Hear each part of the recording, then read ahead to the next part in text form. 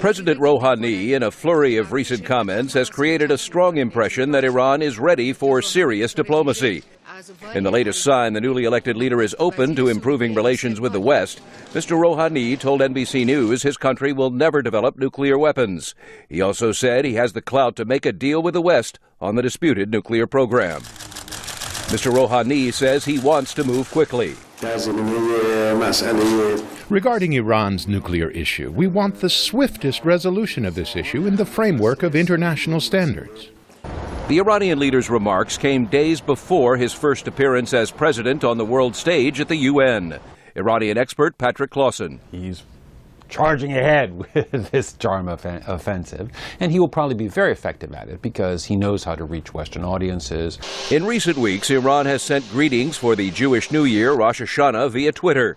It has transferred responsibility for nuclear negotiations from conservatives in the military to the foreign ministry, released a group of political prisoners, and exchanged letters with U.S. President Barack Obama. Even more significant, Iran's supreme leader, Ayatollah Ali Khamenei, is signaling his country is ready for diplomacy. We are not opposed to correct and rational steps on the diplomatic front, be they in the world of diplomacy or whether they fall in the arena of domestic politics. I firmly believe in what was termed many years ago as heroic flexibility. This is not a problem. Flexibility in some areas is essential and is a good thing. What appears to be driving the new tone from Tehran is the country's faltering economy following multiple rounds of sanctions. Its currency has lost half of its value, and its oil exports are significantly down.